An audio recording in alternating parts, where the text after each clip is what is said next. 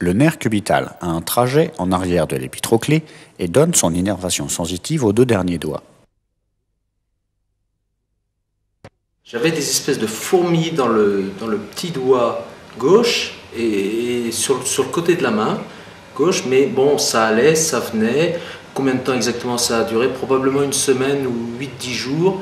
Et puis à un moment donné, je me suis rendu compte que c'était permanent.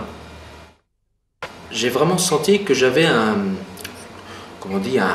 déficit de la sensibilité de tout le bord gauche de la main, ça partait du petit doigt jusqu'en haut, et ça commençait à monter, c'était permanent, et ça commençait à être un peu douloureux quand je touchais. Une nuit, à peu près 8-10 jours, ça m'a réveillé. Ça m'a réveillé plusieurs fois dans la nuit, comme si j'avais pris un coup d'électricité dans la nuit. Je sens nettement moins, hein, tout le doigt, le bord à peu près jusque là, ça descend tout le bord latéral de la main et externe, et c'est vraiment cette partie de l'index.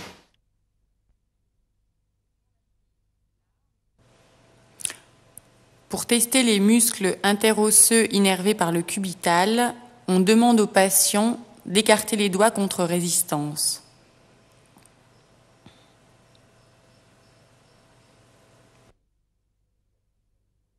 S'il y a une compression du cubital au coude, on peut reproduire les phénomènes sensitifs dans les deux derniers doigts en appuyant directement dessus ou bien en percutant, en fait dans la gouttière entre l'olecrabe puis l'épitroclé, et on va aller rechercher en fait la réapparition de signes à distance ou bien à travers le doigt si on veut être plus sûr de la manière dont on transmet la pression.